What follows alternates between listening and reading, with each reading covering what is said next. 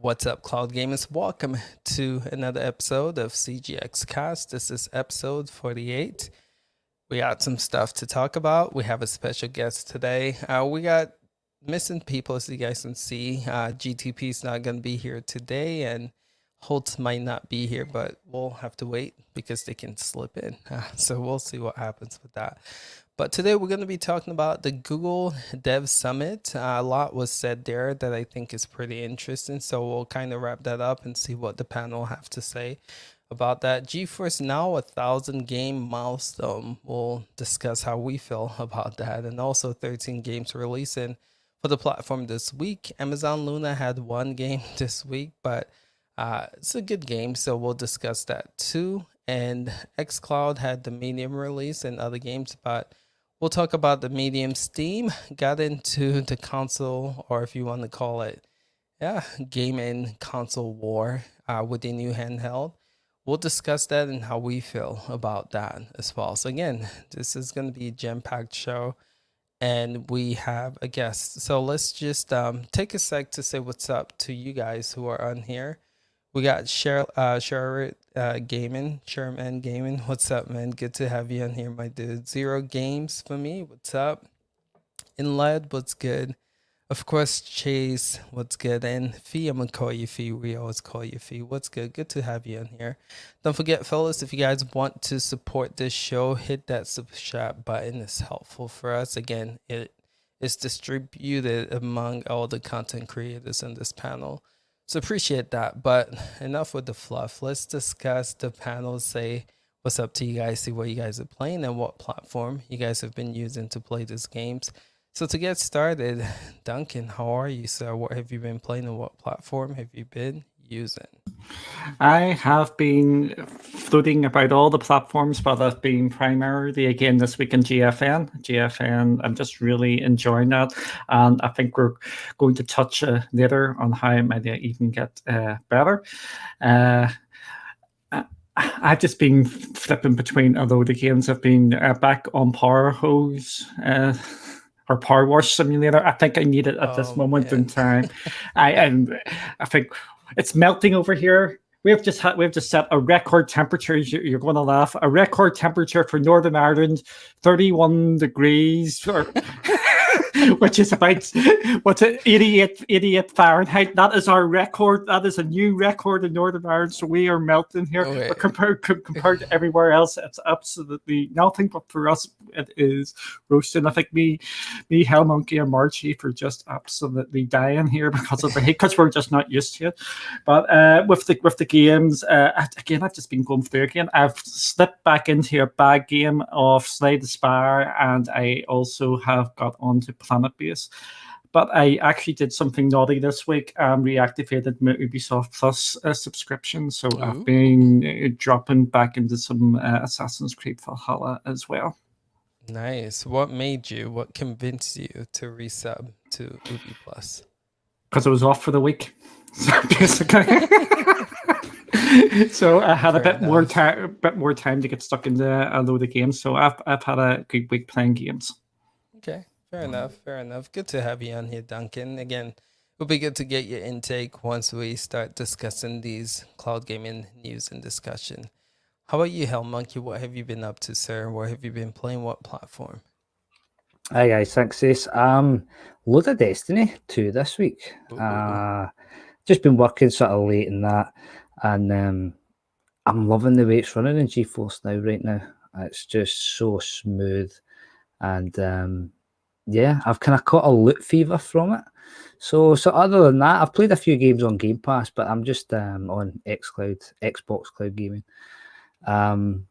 Just to complete my quests, and then you get your rewards and you can win loads of stuff and enter competitions and things, and it's good. I've got to get them all to 100%. So about that 5 on there, that's great on the mobile, really good. And been looking at the sort of older indie games on Xbox this week. Ran through a few. My favourite so far has been one of the most recent, which is Limbo. It's sort of dark. It's quite good. And A Plague Tale Innocence is such a good game. I am enjoying that to no ends right now. It was down from the service for a few days actually during the week, but it just wouldn't load up, and thankfully it was back up and running a couple of days later. So I've been enjoying that while it's been there. Other than that, hard at work, man. Okay. Cool, man. Monkey, good to have you in here for sure. Okay. And man, Destiny 2, it's pretty cool. So what I see you playing that game, and I just want to know, are you playing it for end game, or are you just playing it to like experience it? Is this your first time playing Destiny, and what's the goal of Destiny for you? Why are you playing it? For me right now, I just enjoy jumping in and doing sorts of different random raids, seeing what sort of loot you get. I'm sort of trying to level up the character right now, and then I'm going to go back and finish Beyond Light, which I still haven't done, and because I've done the first 2 campaigns, so I want to see where the story goes. Yeah, that's all I do in Destiny. Okay. Fair enough. Fair enough. Chief, I want to get to you, but just to throw this out there, I'll DM you. Chief, give me an update. How have you been, sir? And what's been going on for you? And what have you been playing? What platform? Yeah, just to put in the melting context, we don't have air conditioning in the UK as standard anywhere. So when the temperature outside is 20, 30, well, I say 20s, 30s, in the 30 degrees, our houses are in the 30 to 40 degrees. So it's often cooler for us to go outside than it is to be inside. So that's why we're all melting here. But game-wise, solo, Swords of Legends Online has been my main game this week. I've racked up over 30 hours on that game this week. So you can definitely say I'm hooked.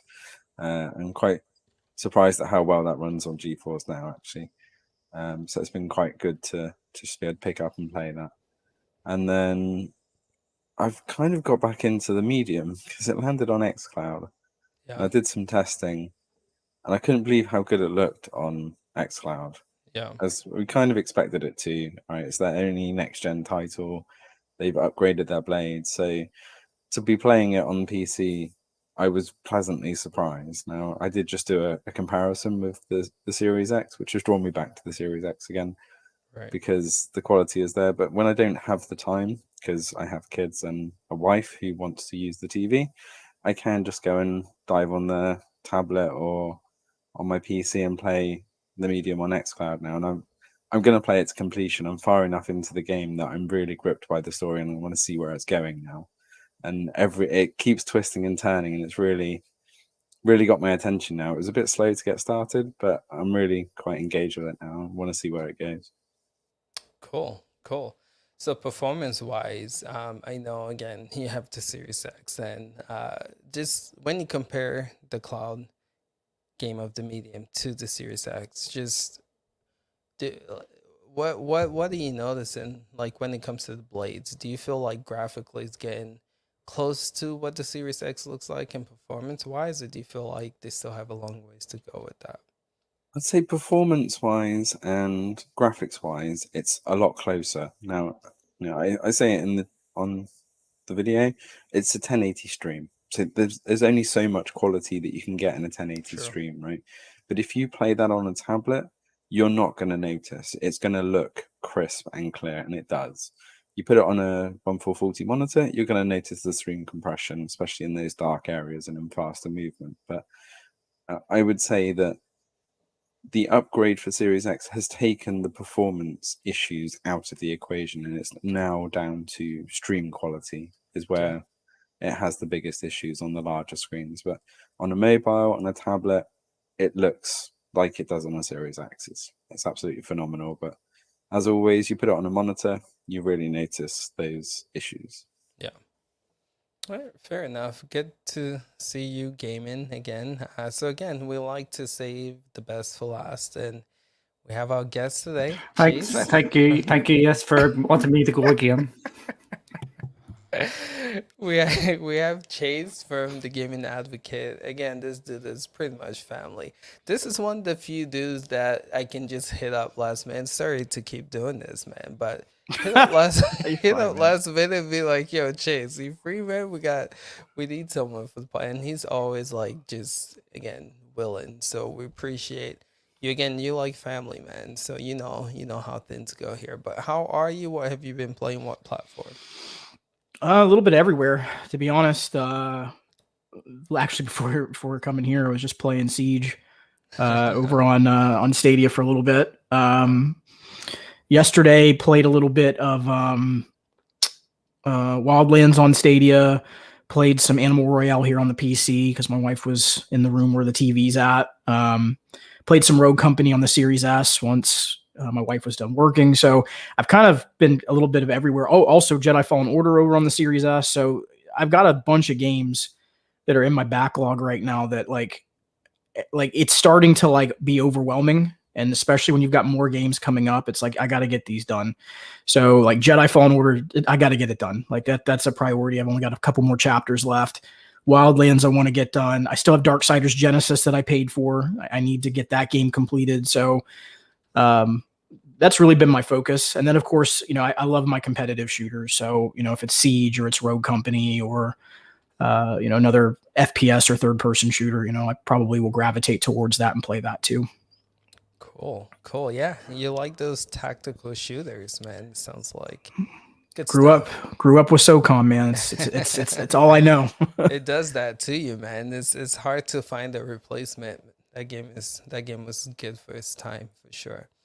As always, Chase, it's good to have you on here, man. So thanks for being a guest. Can't wait to get your input, especially talking about Google Stadia and the devs and all that stuff. So yeah, cool, fellas. So I've been playing everything, kind of. I've played Stadia, again, was with chasing them last night, playing some Rainbow Six Siege, and Stadia was a lot of fun. Just want to throw this out there. If you guys play Siege, or Siege, whatever you want to call it, on Stadia, man, let us know. I'm trying to get like a group of nighttime gamers, man, playing that game, because that's when we normally play. So hit us up in Disco if you want to partake in that. But I've been playing the medium, tested it out on xCloud. Again, runs really well. But I don't know if that's my type of games. I don't know how much longer I'm going to play it. But Yakuza has been a game I've been playing a lot on xCloud. And GeForce Now. So after the 1,000 game milestone GFN news this week, I actually went to the library. I was like, GeForce Now has a lot of games. Like, what games are these? 1,000 games. I went and I scrolled, and I was really blown away by the selection of games. They have a lot of games, and again, we'll discuss that here. But man, shout outs to them. 1,000 games, 500 games since they came out of beta 18 months ago, added to that platform. So it's insane. Again, we'll get to that, but been playing Rogue on GeForce Now, testing that out, and also just, I think it was Sleeping Dogs, so it's another game I was playing on there as well. But yeah, GFN, man, good stuff overall. All right, so anyone else, did I miss anyone? Gamer TV is probably gonna hop on. We'll check in with him when he hops on. But yeah, let's move into the news. Let's move into the Luna news. As you guys know, they dropped a game this week. Trying to remember. Was it Valkyrie was last week, wasn't it? What was the game for this week? It was Dark 5, or as Dark some 5. people... which I covered. 2.5. Yeah. Like you did a video for this. I did a just shows where I am with Luna right now, man. But yeah, Dirt 5, which played well. If you watch my video, I said it played well. So my biggest gripe with that game, man, is the online. So the port is excellent. 60 FPS, 1080p runs. I personally feels like it runs better than it did for me on xCloud, and also I would go as far as to say Google Stadia. Performance wise is really, really good. But then it's lacking the online play. So if you want to play online, you have no one to play with. And that is an issue that I have with Luna right now. But just want to check with you guys and see what your thoughts are. And first of all, Luna, again, this game. Second of all, if you guys have tried it, how was that experience for you? So I'm looking at the panel right now. And I don't think Who can actually anything. play it? Ace? I think normally it's only GTP and me that have tried the Luna games, but Chase might have tried, and Gamer. But let's check in with you guys again. If you haven't tried it, just let us know. What's your take on them actually getting this game for this week? So, Hell Monkey, we'll start with you, man. Yeah, so I've not tried it, but I did follow up your video with an article on the website, just giving a lowdown on the game. Yeah. You know what to expect because I have played it myself. But for me, it's missing the two main features, which is online racing. You know, Codemasters are renowned for the online lobbies, the creation of custom matches with your friends, and the likes the guys in the Stadia racing community would be doing the same with their port to Stadia. But in the playgrounds as well, that's such a fun editor to use. It's really simple. You know, you don't need to know a lot or even have done anything like that before. It's so simple and easy to use, and you can lose loads of time in doing and creating your own sort of custom courses and that. So yeah, it's missing the two main features. They've been saved with the beta tag, but I'm sort of interested to see when they come out a beta if they're going to implement the features. That's when the question should be answered. Cool. Thanks for your input, and my heart goes out to you because again, you guys still haven't tried this awesome platform that we've had for quite some time here. Hopefully, you guys get it soon. But let's check in with Chief, man. What's your take on to add? How salty are you that you still haven't experienced Luna yet? It's kind of a mixed bag, really, with Luna. I want to try it and expand my comparison feature set because I'm sure everybody wants to see 4-way comparisons on every single game, just like I do. Yeah. But they keep adding games that are available elsewhere. So I'm already subscribed to quite a lot of services. So I could play Dirt 5 on xCloud. I could play. So I don't really have any need to play it on Luna. And I could obviously buy it and play it elsewhere. So it's still a bit of a mixed bag with me with Luna. They're not bringing anything unique at the moment. True. So True. It will be good to see when it actually comes out of beta what the price is, and having that Luna Plus channel. You know, if you haven't got subscription to Ubisoft Plus, to Xbox Cloud Gaming, then that bundle might be good for you. But if you've got Xbox Cloud Gaming or Stadia with Ubisoft Plus, Luna's not really bringing anything extra for me. So it'll be interesting to see because I could play Stadia at 1080p with Ubisoft Plus just like I can on Luna. So it's really going to be down to how well it works outside of this beta and when it actually goes global. So I'll reserve judgment until I get my actual hands on it, but both Stadia and Luna require bespoke controllers to work to the best of their abilities. So it's really going to be a case of which performs best in my book. Okay. I think that's good. I was gonna pull it up for you, but well, I'll check in with Duncan and pull up Luna. I do think, just to counter what you're saying a little, Chief, they do have some games that are different from what's in the Stadia store. I get like they get this month, right? Most games that they are getting are games that are available for Stadia, but I think games like No Man Heroes and Sonic Mania instead, they are getting some Japanese games that Stadia or Game Pass. And they're on Xbox Cloud Gaming as well, right? No, I'll pull it up. Not all of them. Not all. I'll pull it up here. But Duncan, let's check in with Duncan while I try to pull up Luna. What's your take on Dirt 5 coming to Luna? Yeah, I've enjoyed playing it on Luna this week. It's been a lot of fun. I was trying to get some bites there, and didn't get any bites. No, it's no, still waiting for it over here in the UK. It coming is great. The cut down version is not good to hear at all. I think rightly it is being slightly raked over the coals about this, but again, you get what you pay for here. You're in a subscription. It's in beta, so it's not going to have all the games there. But for $6 a month, you're getting an absolute ton of games. Again, just wanted out over here so I can actually give it a blast. And again, Chief brought up about you can play games on different systems, and that's a prime example there. You can buy it on Stadia for the $30, or you can rent it, or if as people call it, or you can subscribe to it there, and you can subscribe for a couple of months and get access to all these games. I think we're just going to see the battle of all of this different subs out there, and I wish there was more games out there, but that goes back to the exclusive games argument. My big watch for Luna this week is if we're going to get New World on it next week. The beta of New World is coming out next week. I'm going to probably say no, we're not going to see it, but it is something to keep an eye on.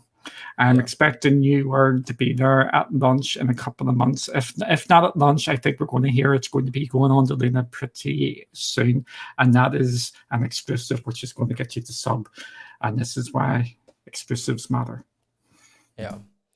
So there's a rumor going around. I don't know too much about it, but someone knows something about Luna happening soon. So in a way, we're going to kind of speculate what we think that might be, but with New World coming out next week or pretty soon, it's the beta next week. Yeah, but I would assume hopefully this rumor kind of is tying into that, aligned with that. But again, it's always fun to just speculate about what we might possibly see Luna do.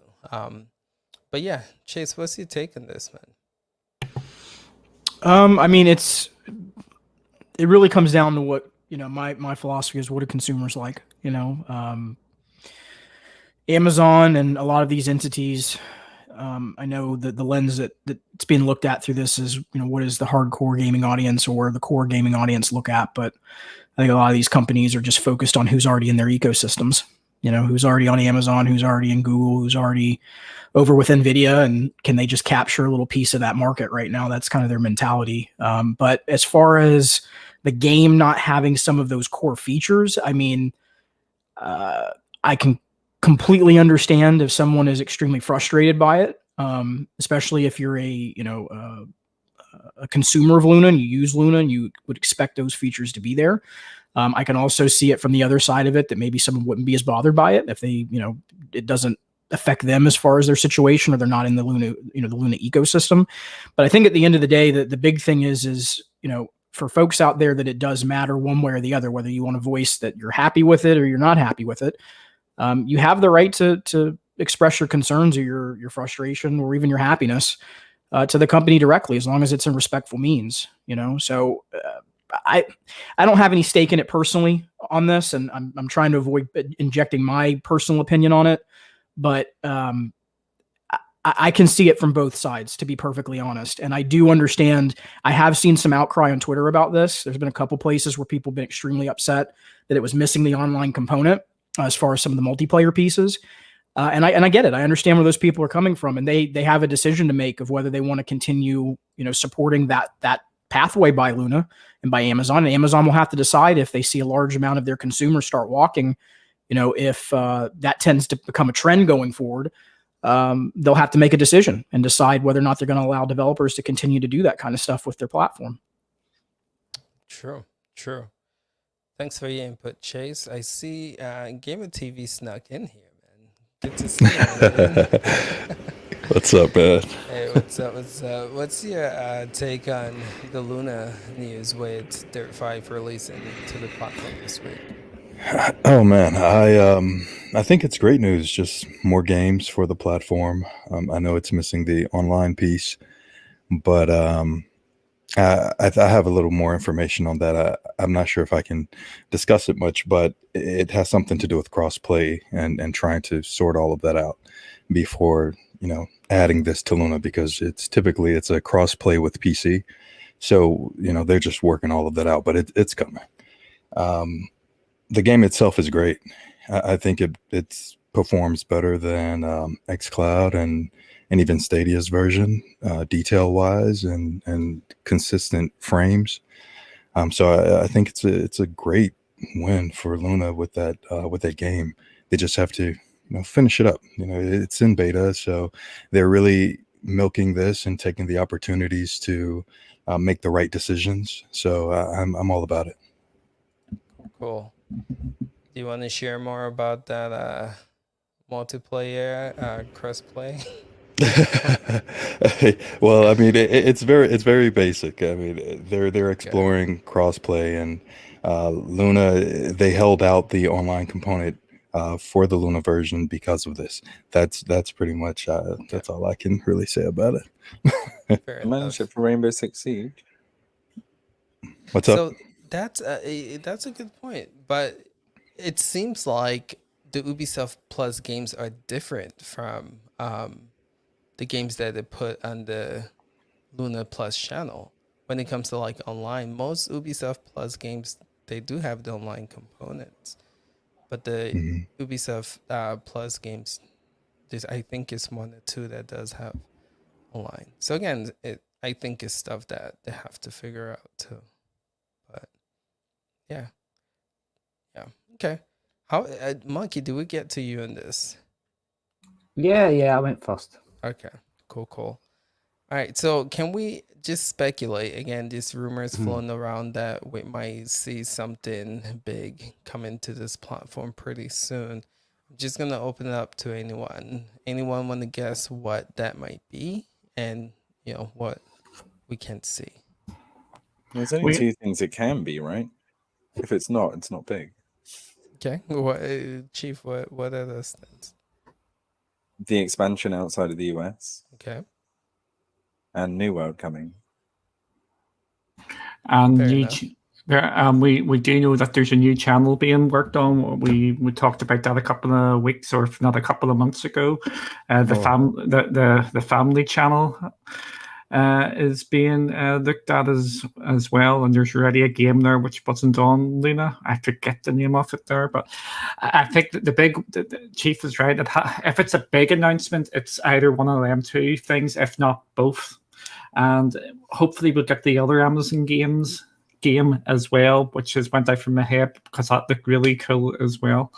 What was the name of that one again? It was during one of the press conferences. It was another RPG made by Smilegate, but oh yes, I've just got Hell Monkey excited about that.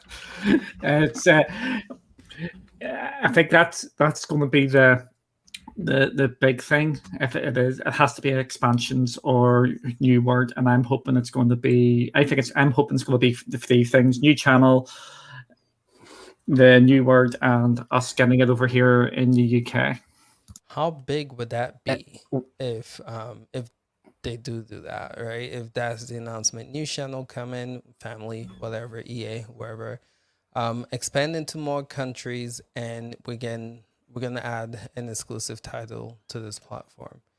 Do you think that's big enough to make noise in the cloud gaming space for Luna? Yes, not New World. It's not going to go. It's not going to Xbox. It won't go to GFN, and it won't go to Stadia. I think New World on its own is not going to be a huge thing because it's a paid-for game. It's been delayed 3 times, so I don't think people, unless they were in the pre-order, are that excited about that game. Unless, as I said, they're going to be part of the beta and they're ramping up stuff. They've got to expand out of the US. Nobody is interested in Luna right now. Most people have forgotten that it even exists, I think, from the stats and from the views that we're seeing. So unless they move out of the US, it's not going to get much traction at all. And the reason I say this is I forgot mostly that Amazon Luna actually have their own YouTube channel. And Yeah. it's So only little. like Yeah. 2K subscribers, right? Yeah. Little. But they do. Yeah. You're right. So do you think, what do you think it is? Because you're right, when it comes to like search, when it comes to interest, right? Not a lot of people are interested in this platform, but it's pretty good. Do you think just it's not globally known yet, or do you think what do you think it is with Luna, and when do you think we'll start seeing it just blow up? I think so. Let me tackle that one. I think it's complex, Ace, because it's not just an issue of expansion. It's an issue of agreements, and it's an issue of having partners. And look at what I'm trying to kind of keep it equal here. Look at what you see Xbox doing in places like South Korea, partnering with SK Telecom, right? Look at what you see Stadia doing with some of their expansion, even though they haven't moved into more markets. Look at GeForce Now's partnerships and how they've been with the Game Awards. They've moved into Chromebooks. It takes time to get these things in a certain place before you just go full on into an expansion. So I think a lot of this has to do with strategic partnerships. It has to do with contractual elements before you move into it. Plus, the other piece of it is that these companies also want to test their product. In this case, they're still in the beta stage before they start rolling it out to a mass audience if it's not performing at the place that they believe that it should be. It's not as simple as just saying, I'm not trying to move away from the question that you asked. It's just the answer is not simplistic. There's too many variables with it and too many elements to it of why they're not making those moves yet. It's not just one piece. Also, I think it's their reputation, right? Amazon's gaming reputation is troubled at best outside of Twitch, right? All of the games that we've seen, and everybody's hoping New World's going to survive, but not many other Amazon games have made it past the starting pace right now. And with I can't even remember the name of the game Crucible that they pulled last year, Crucible. That's it. That really put people on the back foot, and I think Luna is just one of those. It's because it's so new that people just maybe be a bit put off on Amazon's history now. Yeah, I'll add something really quickly to all of that. Great points, obviously, but Amazon has time. I mean, they aren't in a hurry. We see that, and I believe partly that's due to AWS's success. I mean, they have all the time in the world to make this thing work the way they want it to work. They'll get things aligned. They'll make the right decisions. They'll sort their gaming ventures. So I'm not worried at all regarding their success and their potential within the cloud sphere in general. I think their entire ecosystem is built for this. This is the perfect idea for what they do. And tying it into their other services and whatnot, like Twitch and Prime and whatnot. This thing can be huge as long as they take their time and make the right decisions. Don't rush into anything because of the competition and whatnot. They're in a league of their own when it comes to cloud and services. Microsoft is great, Google's good, but AWS is the cloud king. And from all of the deployments that I have on top of Amazon Games Framework within AWS, it works like none other. And that's partly why I'm super confident in Luna. Now, I can't control or speak towards decisions that the upper executive management team might think of or what they might do. They can do a few screwy things that'll throw it all off the rails. But in terms of infrastructure, in terms of overall service ecosystem, Luna is in a great spot, and I don't believe they should try to move faster to keep up with anyone. Just get New World out, because I played it and I think it's really, really good. I think a lot of people are going to love it. But if they throw that on Luna and expand like you guys are mentioning, I think it could be good. It'll open a lot of eyes. You touched upon AWS there, and something that I wanted to point out is all of these pop-up cloud gaming PC companies. Do you all notice what machines that they're using? If you don't, they're all what we call T4s, which are AWS, out of the box, basically exactly what Luna is using in the background to run their games. So they are good PCs. They are capable PCs of running most games at 1080 plus. So I agree that they have the power.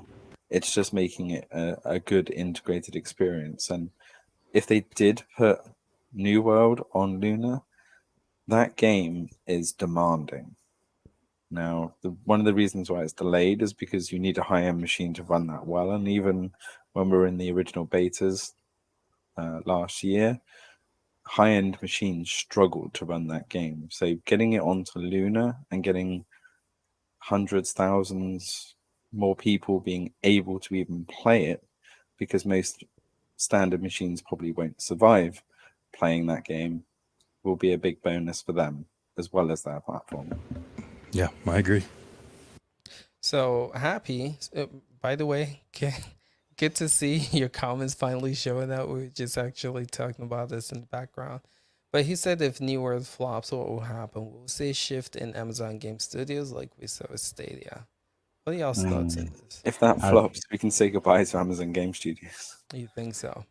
See, I don't think so, man. Because the Crucible flopped so badly, and they just keep going. And Lost Ark it was, Duncan. That was the game.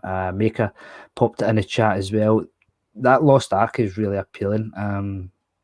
So is New World as well.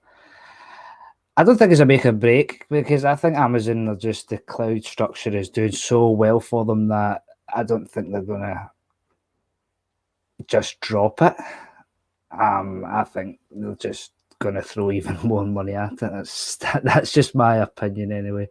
They're shooting high, and they're going to take some L's because they're trying to make something really good, something brand new. Because Chief, you're talking about the size of New World and how it's not going to run, very well on sort of the last gen PCs. I like that, man. I like that. Just go big or go home. And I think Lost Ark is going to be along the same lines. I don't see them doing a Stadia and just shutting down the studio, because I think they have their finger in the PC space as well. I don't think they're going to just drop that. It's another game that's been in development for 7 years, 8 years, built on Lumberyard and AWS gaming services. Remember That'll never make it out of demo. Star Citizen, for those that can remember that game when it actually first went into development. Game has been in the making for quite some time. Go ahead, Duncan. Yeah, that's something we forgot to mention a couple of weeks ago. Lumberyard is now open source. They have basically washed their hands off Lumberyard. So in case you've missed that news, if you were completely and utterly flops beyond belief, which I don't think it's going to flop beyond belief, I think they're still going to continue on, because they know down the line exclusives matter. And we're coming back to that talk. You were saying, I don't like all these games, Marchief, they're all on the same different services. And what is the difference maker? It is going to be exclusives and things like that. So I see them continuing. We've just seen them expand their studios. They've bought one, or not bought one, they've opened up another one. I think they're just going to continue down here until, I think they're just going to keep on testing until they get a hit by one way or another. And you have to praise them for putting their grapefruits out there to actually continue investing was it 500 million or a year in their gaming efforts. Absolutely phenomenal amounts of money. I think eventually there will be a hit, because you keep on going. The more titles you put out, the more likely you are to get something. So, someone pulled this up. Did you want to tackle this, Chief? Yeah, it's just actually something that we completely overlooked on this matter, actually. With the likes of Luna and the Ubisoft Plus channel, you can't actually play any of the Ubisoft games without that subscription. So, whereas on Stadia, you could just buy Division 2 and play it That's a good on point. that one-off. Unless you subscribe now to that £13 a month, you can't play it on Luna. So Luna is actually putting you in the subscription buckets, and if you don't subscribe to that channel, there's no other way of playing that game. So just an interesting thing that we kind of missed, I think, in the channel scenario. Cool. Interesting point. Happy. Sorry, it's good to see you back for sure. Yeah. I just want to quickly say, actually, I don't know what happened, but loads of our regular chatters, and apologies to you all, somehow ended up in the hidden list. So yeah, it's good to see loads of you back chatting, but we don't know what happened, and we'll look into it more. It's weird, but yeah, good to see you guys all back for sure. All right, cool. So just real quick, we beat on Luna for quite a bit. I do want to talk about Netflix. I know this was not in the notes, but we were discussing Luna. Just remember that. So you guys know they're considering or thinking about coming to play with the big boys with the cloud, in the cloud, and making their own cloud game platform. Just gonna open this up. Don't want to spend too much time here, but just want to know what y'all take is here. Do you think they can actually make a dent? Should the competition be concerned, or is this another one of those like Verizon and Facebook things that are just gonna come and potentially go away? Open it up to you guys. Thoughts? Can I go first? Sure. No. I love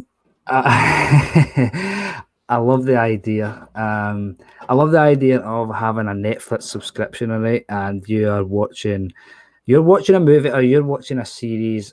You're waiting on the next one coming, okay, or the season is ended, okay, and it's ended in such a manner that 50% of the audience ain't going to like it, and the other 50% are going to like it. You know, something like that. It's going to split, and then they just pop up with change the way this ends and play through this as a game. You pick up your controller and away you go, and there's a sort of game. That's my sort of vision, but whether they can do that or not, let's just wait and see. But please do something like that. I want this sort of interaction with cloud. This is what cloud can let us do, and the ability to stream games. Let someone reach out and grab that opportunity, man. I think that would be really good. You're not. Go ahead. Do you know what? Sorry. Do you know what infrastructure Netflix is using to run this stuff? AWS. Yeah. So and that's where the games will be too. Yeah. How the heck do they plan on It's not. Go ahead. It's not about rivaling. It's what Duncan was saying a moment ago. It's the entertainment industry has been moving towards a consolidated delivery option for quite some time. And what I mean by that is if you're a Star Wars fan, there's going to at some point be an app where everything that is Star Wars is all in one app. The movies, the TV shows, as soon as you're done watching the TV show, it's going to look like you're walking through a world and then you're in the game. They've been setting these building blocks for a while. And how do you know that, or how do we know that? Look at the investment that Epic Games put into the production of The Mandalorian. They used the engine, their game engine from Epic, which is what? Unreal Engine, to actually build the entire world for The Mandalorian. It's a game engine. So this is like some of the stuff that's happening. It's not about, Amazon's going to reap the benefits because everything's going on their services and they're using it, but it's all going to come down to content. If Netflix has more content than Amazon has, even though they're using their blades or their window, in this case, it's not blades, it's Windows containers, or vice versa. It's, I'm trying to think of another example. Instead of Netflix, Hulu, let's say Hulu comes out with a gaming service. The same thing's going to apply, but I think that's the setup that you're seeing. Imagine you've already seen with The Witcher. They've already been talking about go play You know, the game after this is it's been set up for several years that the entertainment industry was going to be more than just movies and TV shows. The next frontier is how do we bring games into it? And it's almost like I was talking about on my show this morning. It's like Disney. You know how when you go to Disney, they want you to stay on property in the hotels because what? All that money stays on Disney property. So if you stay inside of the Netflix ecosystem and you play a game through there, they've just kept all that revenue versus you going outside to an outside entity. So I think that's the play that's happening there. Okay. So do you think this is good for cloud gaming? I see Chief shaking his head no. I see Duncan. Yeah, yes. I think so, You personally. think so? Okay. Tell me more about that, gamer. Why? I mean, they're the only ones that can do it the way they can with their existing infrastructure. I mean, Chase just alluded to it all. You won't find that experience anywhere else. I don't believe this is a simple addition to cloud gaming. This is a +1, a +2 type of situation. They aren't just jumping in to do what everyone else is doing. You have to utilize the power of your platform.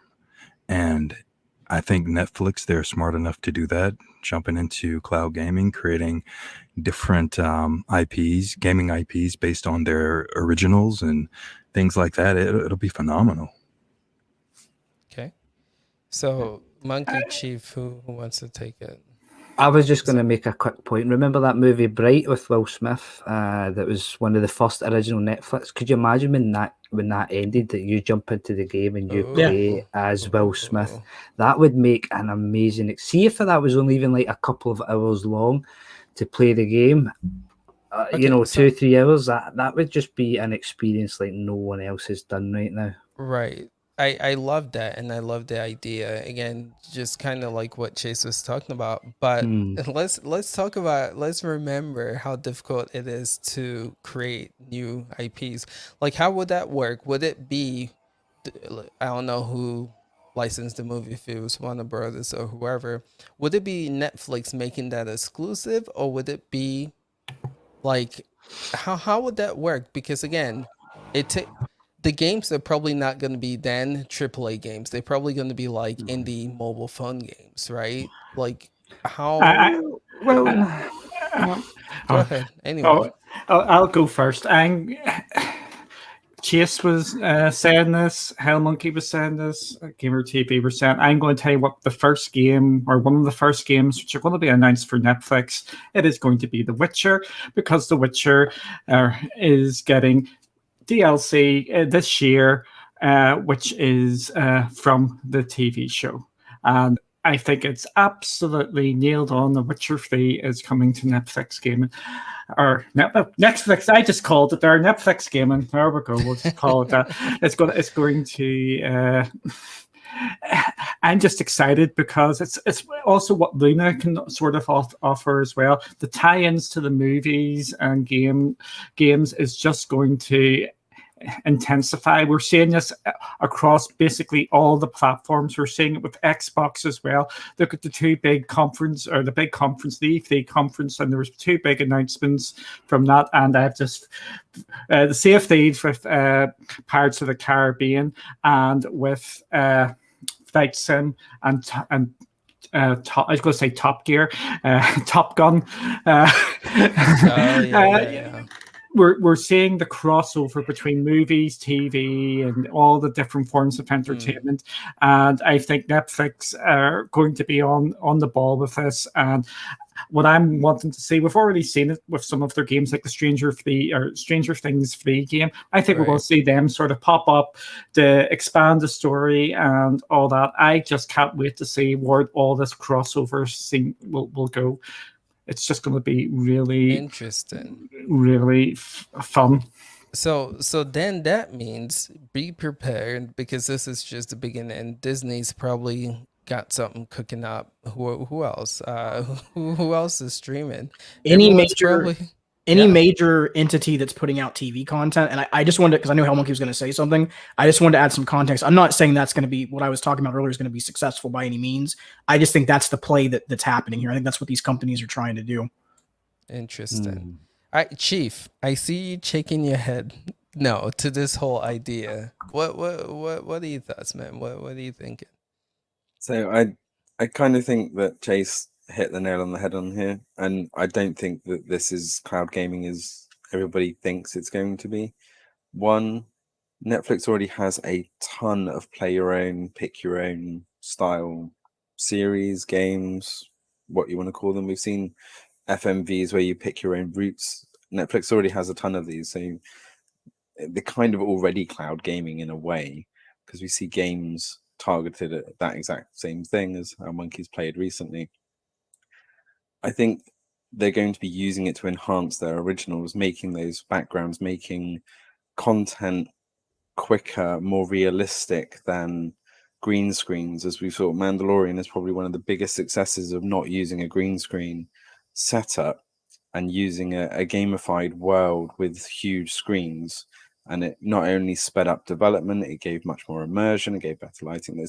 Look at the documentary on the making of the Mandalorian. The techniques that they used to make that made that series as much as a success as the actual content itself. And it's really eye-opening to how gaming and screen technology has changed so much to be able to do that. You would never believe that they didn't use a green screen in that at all. It's really phenomenal setup that they had. As far as if they are going to go into the traditional set, wrong audience, completely the wrong audience. Nobody, maybe 1% of Netflix users would actually be interested in gaming. Most of their target audience wouldn't bat an eyelid. See, go play this game, don't care. Next series, I'm here to binge watch. I'm not going to play anything, let alone the whole controller fiasco. What are you going to do? Play a game with your remote? You know, one of your dedicated little 3-button remotes. How are you going to play a game on that? You know, they're going to go and buy. They're gonna make their own controller, man. Exactly. Gaming controller. We know that doesn't work. It needs to be a pick up and play scenario if you want that target audience. They're not going to go, oh, I can play The Mandalorian. Let me just go online and buy a controller. It'll be here in a week. And then, oh, my next series is out. I don't care anymore. We are too lazy, too instantaneous for that type of thing.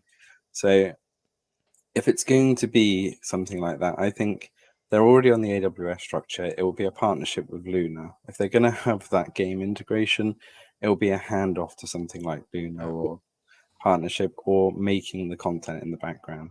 If Netflix go into gaming, it's going to be the biggest waste of money in the history of Netflix. So I'm glad you said that, and that's sorry, Monkey. I would say this. No, I was just gonna say, Chief has just destroyed all my dreams, man. Why you got to go and put common sense and logic into everything, man? Let a man dream. No, like I don't want. Here's the thing, right? We have Luna, we have Amazon's infrastructure, we have Google, and again, this is probably Google said, after the closure, they're going to focus on, like helping other people pretty much create stuff in the cloud. I don't know what that's going to look like, but instead of creating that, this is one, maybe it's money, but instead of creating your own thing, why not work with people who already have things available out there? Again, Luna using the same infrastructure as you. Why not say, hey, let's license, I'll work with you to license our game into your platform. It doesn't need to be like 500, cloud gaming services. There are people who do it, right? Why don't they work with them to offer cloud gaming instead of, I can see Walmart having one, Verizon having one, Netflix. It's just going to be an issue, right? Instead of, there are people who do it well, the infrastructures there, partner up with them, work with them, and use what they already have available. I would say that's my take in this situation. We don't need to see 20 cloud gaming stream services. Now, some people might think that's a good thing, but me personally, I think it's way too much, man. But it's just me. Yeah, I think we are going to see an absolute load of them. Will all of them survive? Not a mission. It is going to be... That's true. That's true. I think we're just going to see a load of these all pop up. And this is why I'm excited, because what we've seen, Stadia has launched, Xbox have learned from some of Stadia's mistakes, Luna has as well. And everybody is adapting and changing, saying what works and what doesn't work. This is bring all these on and survival of the fittest, and let's have a battle royale for our money. That's what I want. So Jay says that's what to expect. Yeah, I agree, but yeah, again, let's see who survives out of all of this. It's just I don't know.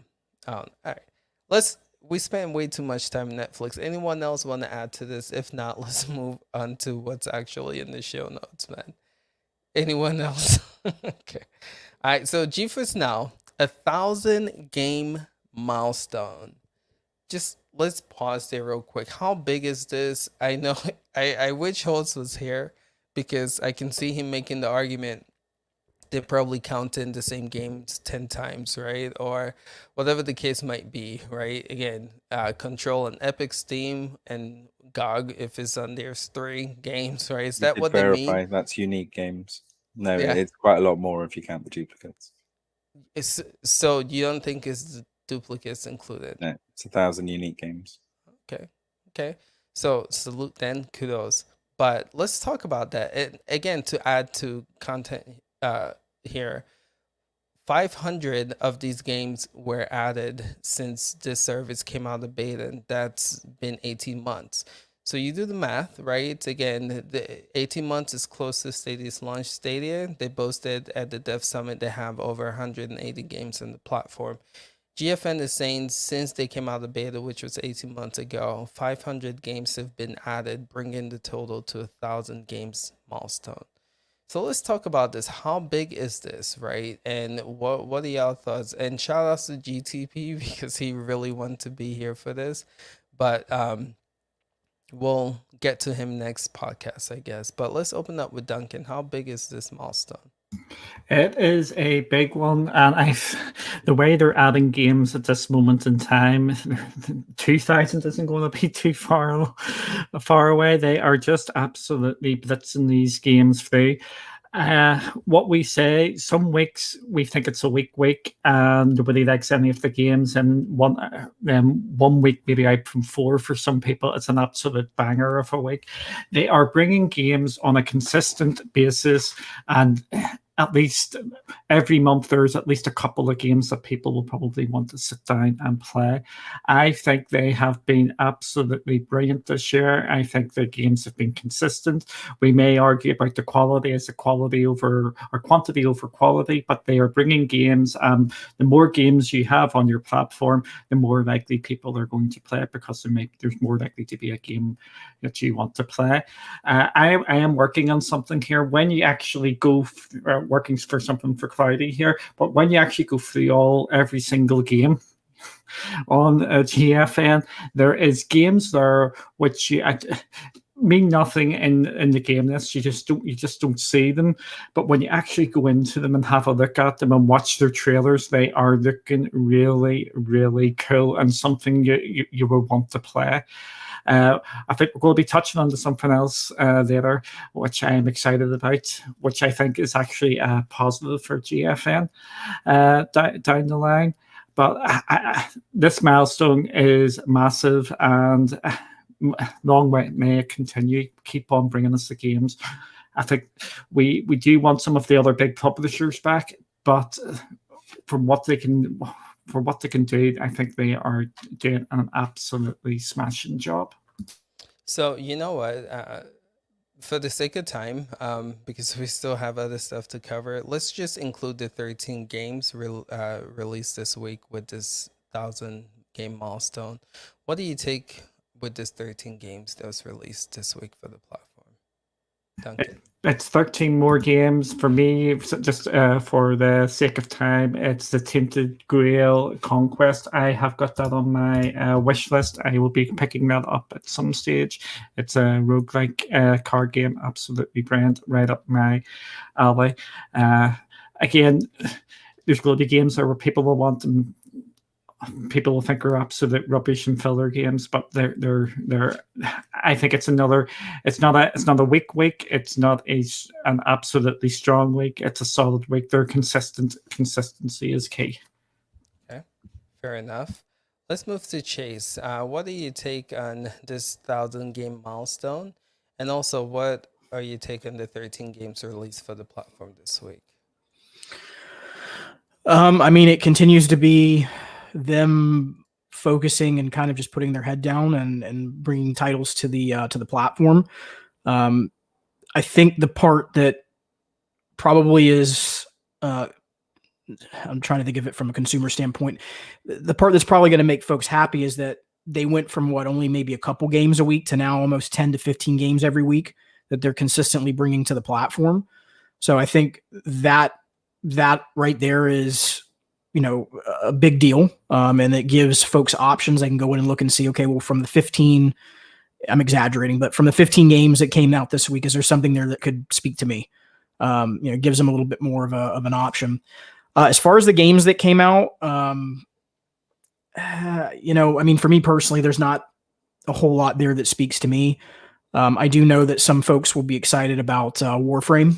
I know that's always a game that a lot of people get excited about. So, there is that. But yeah, I think overall, I think the big thing for them is they have continued to just focus on doing, and it may be boring to some, but it's keep doing the same thing over and over again at a point where there's a consistent track record. And over time, when you see consistency as a consumer, a lot of folks feel more comfortable with that versus things being up in the air. I do think that, over time, they're going to need to get some more publishers on here. It's the same thing you were saying about Luna. But we'll see how that plays out in time. Okay, fair enough. Let's check in with Gamer. What's he taking 1,000 games milestone and 13 games this week? I think the 1,000 games, it's absolutely fantastic, man. They're going to run out soon. It's at this pace. I mean, sheesh.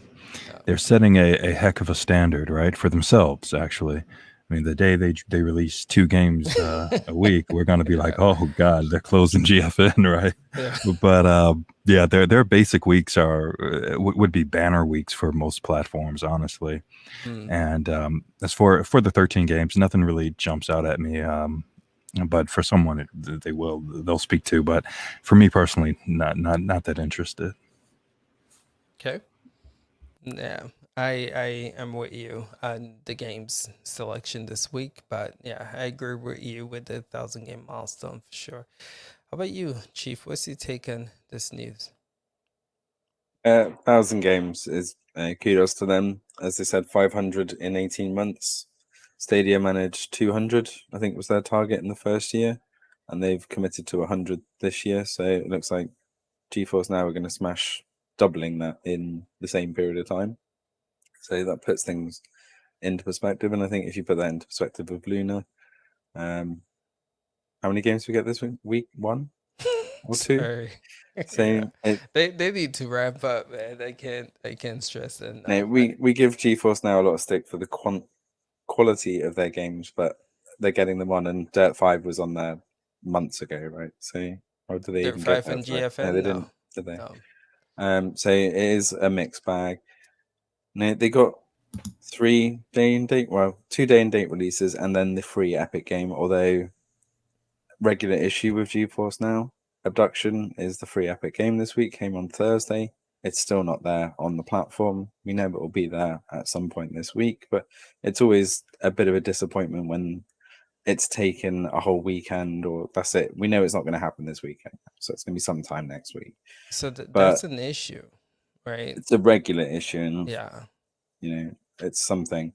Warframe, that's another platform. Warframe's been on there months, years. So we do see some of those 13 are not all new because it's just another engine for them to put that on. But putting things like the U's and then X3 Albion, these are quite big, long playing games. So again, if you've got that in your backlog, and as One to Escape said, it's in the backlog. So being able to have those available to you is great. The one that I want to call out is actually not on this week. It was last week, which was Swords of Legends Online.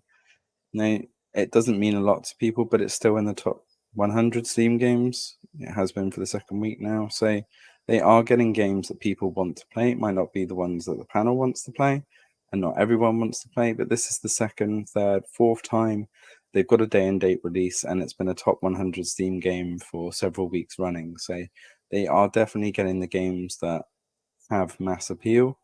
And if they keep adding these games week on week, which we're seeing, they can't go wrong. Yeah. So I think something GFN is doing is they are trying to get the top PC games that people want to play, but they are missing some, like Days Gone. It's quite I don't understand the relationship there, because they got a game like Dead Stranding, which is a PlayStation game, right? I think I believe it's in the Epic Store. I can't remember, Steam or Epic. But then they miss a game like Days Gone. So I don't know. Is the game? I don't know how to get games on the platform, but I think seeing more consistent games with AAA games would be a good thing for this platform going forward. Yes, the Death Stranding thing is because it's published on PC by 505. It's not. What does that mean, though?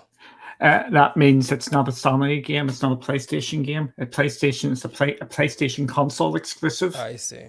But 505 published the game for PC, so it's slightly different. Think of it, probably the best example at this moment in time would be like The Medium, because that's on Xbox only at the moment for the next couple of months, but we can play it on GFN.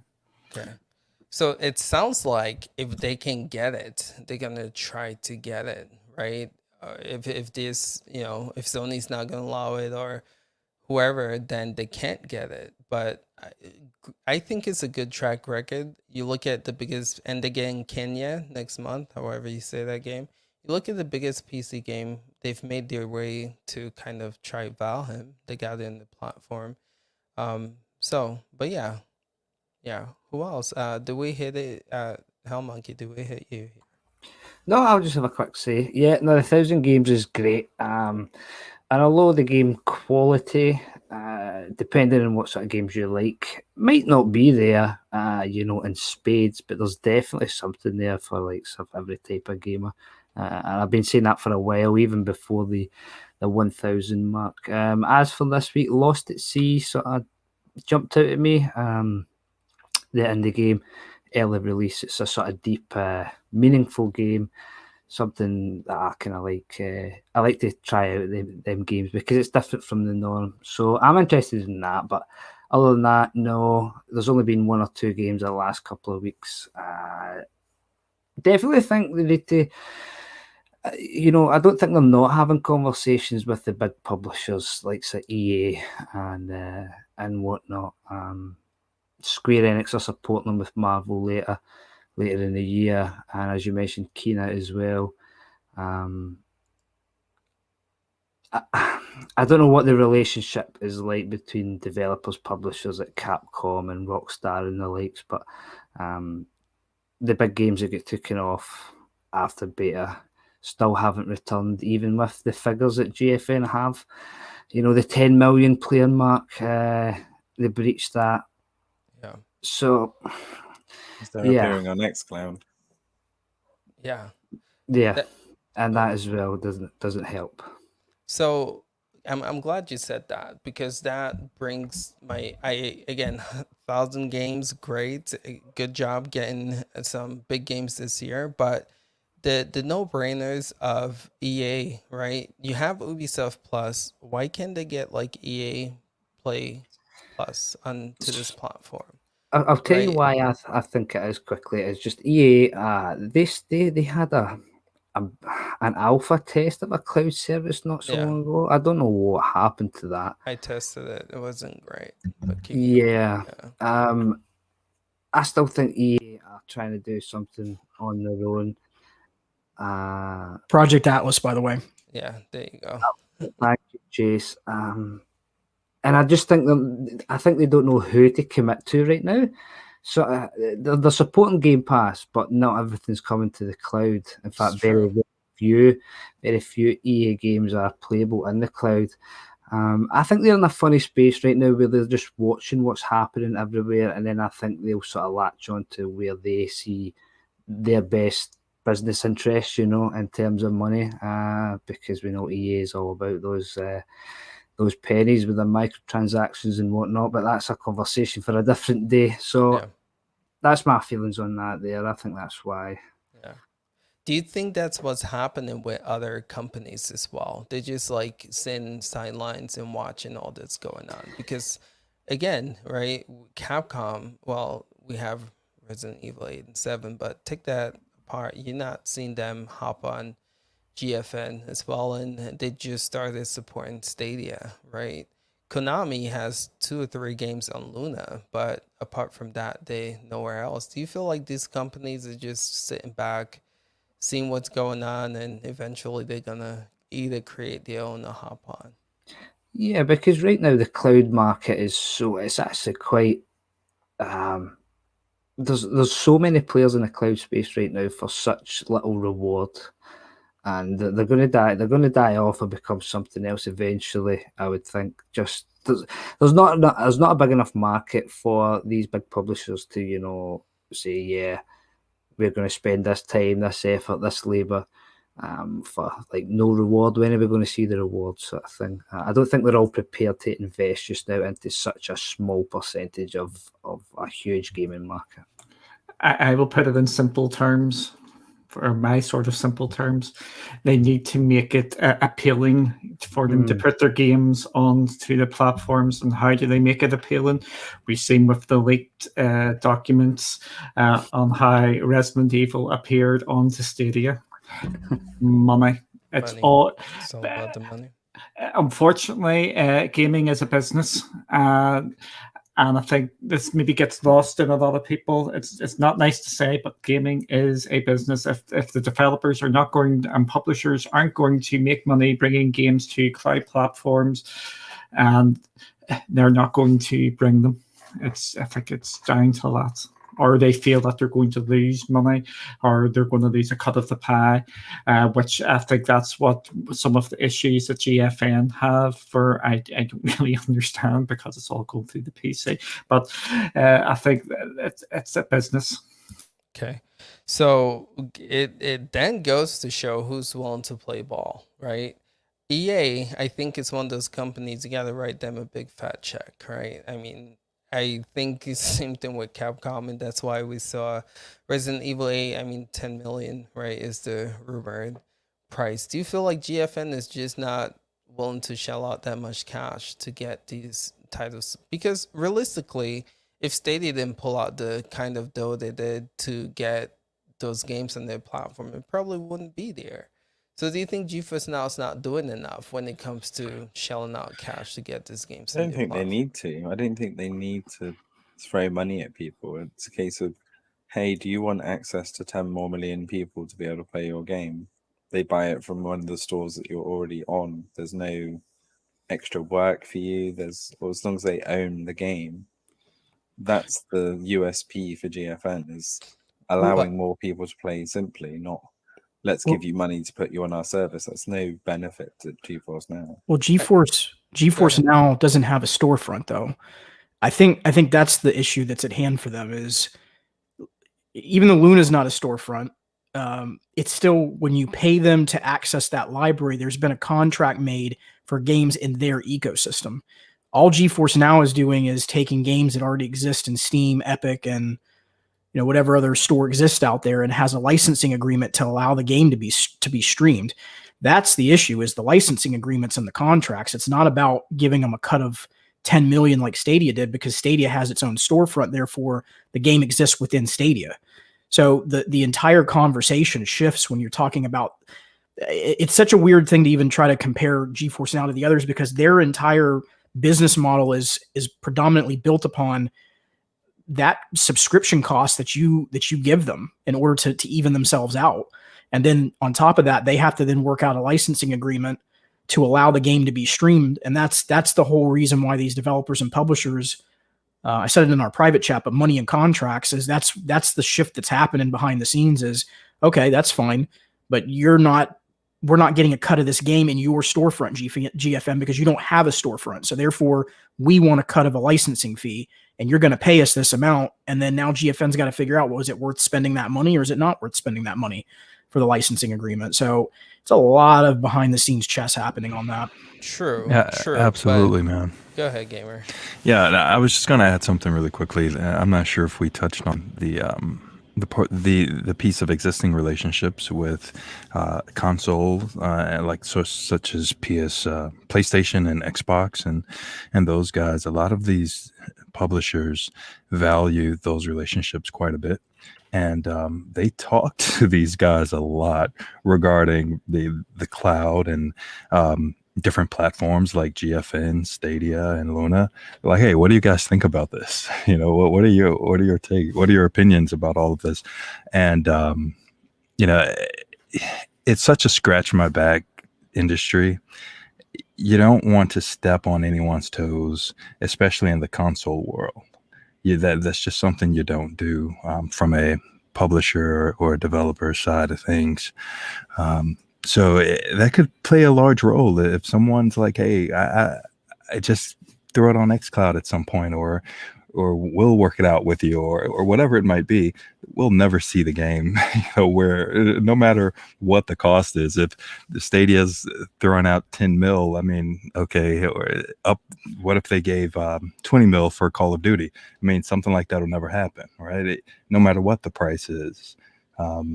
The relationship is just so strong with console. We'll probably never see a Call of Duty on Stadia. And I think it's the same way with a lot of the other big publishers, but Chase is right. It's all about, what can your platform do for me? From a dollar perspective, when it comes to GFN, I mean, these guys don't really care about the user base because it isn't a lot of work on their end to throw the games over. On Stadia, yeah, they do care about the cost because before the toolkit, there was a lot of work going into porting these games over to Stadia. So they're like, well, hey, man, it just isn't worth it for us. But GFN, it's easy. It's worth it in my perspective because of the users. But it comes back to the money side of it all and existing relationships with other, console creators and makers. Okay, fair enough. For the sake of time, I do want to move on. So, we can be here all day. I want to spend more time on this conversation, but Gamer TV, appreciate your input for sure. But since you were the last one to go, I don't know if you've been following the Stadia Dev conference, but I was hoping to have you on today because, again, you're an ex-dev, and I just want to get your feedback on the Stadia Dev news, right? Again, what's been going on? If you guys didn't catch the whole Stadia Dev keynote and if you want to call it conference, then they're trying to make it interesting for devs to create games onto this platform again, right? Offering an 85-15 split, and for Stadia Pro, right? They talked about 70% revenue going back to the creators, right? Depending on how much time the consumers put into playing those games on Pro. So a lot of the things here, little incentive to make it look enticing for devs to port the games over. I would have to say the biggest one is they're making the porting process, bringing your games onto the Stadia platform a lot more simple, right? Going from Vulkan to just porting a game if it's Windows based. All these stuff I think is really good for the Google Stadia platform. I think this will help us hopefully see more games come to the platform. But having you as an ex-dev here, I just want to know, what's your take on this news? And do you think we'll start seeing more games come to the Stadia platform because of all these moves this made? That's a tough one. I think the moves are smart moves, number one. So kudos, they're paying attention. They realized GFN just dropped 1,000 games, and they're like, "How did that happen?" Okay, well, fine. Vulkan is a hindrance, and some people might feel a little, miffed about that comment, but it's the truth. For the Stadia platform, Vulkan was the hindrance. In general, it isn't that tough to bring games over to Linux, but for Stadia, it was. They did not have the tools available in the platform for the devs to use. The devs would have to source the tools and hire someone who's familiar with the tools in order to get their games over. But now Stadia has changed it where there's absolutely nothing you need to do extra. Just go through the regular porting process and we'll use the toolkit to convert different hooks over to Vulkan for you. So that's a huge difference versus these tools already being available in Linux. So let's just clear the air on that one. But I think it's a great idea and it should bring more games. But the problem is 80%, 75% of nothing is still nothing. So a lot of work still has to go into it from Stadia's part, and a lot of the onus is still on Stadia to bring these games over. Just because you tell a dev, hey man, we're giving you 85 or 80%, 70%, whatever it might be, but we'll look at that and say, well, that's still nothing. Where the users to make this worthwhile. Oh, okay. I was going to ask, what does nothing mean? So you're saying the users are not there for that to absolutely. Okay. Yeah, for it to be enticing. But and I segue that into the other piece of that. They also have a really great monetization. You cut out a little gamer. Oh man, he was just getting into it, man. All right, let's give him a sec to come back, but let's check in with Chase. When Gamer comes, we'll just switch back to him. What's your take on this? Well, I can pick up where he left off because I was actually going to say something similar. I think number one, the truth is a little bit in the middle. There's been some really big extremes with this keynote. Like there's been the extreme of, well, this proves that Stadia is they're grasping for straws, and this is a desperation move, which I don't think it is. And there's also been the extreme of, well, this has never been a problem, so why is all of a sudden there's a big deal out of this? There's two big things. So number one, Gamer was touching on this, is that the 8515 is great. And in theory, it should bring more players not more players, but more games to the platform. The issue that comes in hand is that these developers are going to look at what's the cost analysis versus their return on investment. They're going to look at the player base, and they're going to look at, for the cost perspective, is there enough players there that potentially will buy our game that will give us back that initial investment plus us actually make some money. And if that's not there, they're going to second guess it from a financial perspective. The 70% for Stadia Pro is a great thing on top of the base pay. We still don't know. There's no indication of what is that base pay going to look like. Is it going to change? Is it going to increase? Is it going to stay the same? And then there was also the state share numbers, which I don't know if anyone caught that. I was talking about this as well, that there was a 1 out of 10 and 8 times number. They didn't give us any data sets to say 1 out of 10 of what, 8 times of what, because 1 out of 10 can be great if the number that's actually interacting with that is expansive. And I'm not trying to knock Stadia on this. This is what companies do, folks. Like PR wise, they spin things into where it makes it sound a little bit better.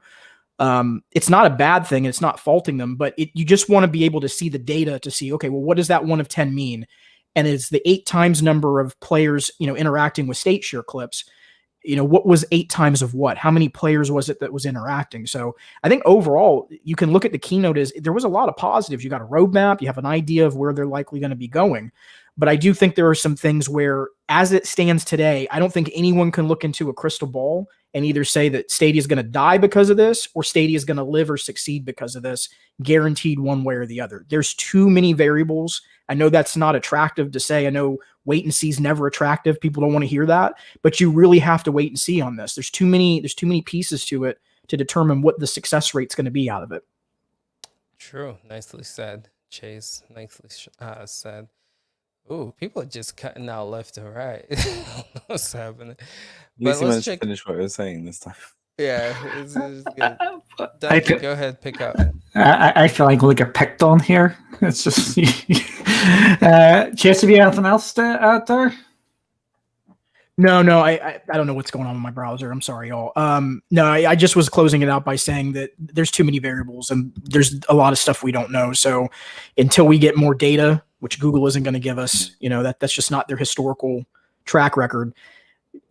I would just say as consumers, just do your own research and find what fits your use case and what's best for you, at the end of the day. Okay. Go ahead, Duncan. Okay. It's basically echoing what Gamer TV and Chase were saying, just with my uniqueness, so no one can understand this. With that, I'm not talking about anybody. I am talking generally here. I think there's been a lot of people have been getting completely taken away from one extreme to the other, where Stadia is saved. This is absolutely brilliant. Everybody, there's going to be about 1 million games coming on to Stadia now. And at the other end of the extreme of this is Stadia's last shot, and this is them just showing trying to get something to stick, and this is the end, and this is the final straw. I think it's a wait and see sort of thing. I am optimistic that this is a good first step to try and get more games onto the platform. Firstly, just to take this into a slightly different area, because I don't think there's any point me treading over the ground here. I think this is a move which I've been talking about for a while. We've been talking about this as a panel, to get more games onto Pro, with that change in subscription model there, where they are offering 70% share of the Pro game revenue to the devs, depending on how many times games are played by users in Stadia. I think we could have an absolutely massive talk about how that is a good thing and how that is a bad thing, but I don't want to go down here because we are limited on time. But I just want to see what happens. I'm still waiting for the second piece of this.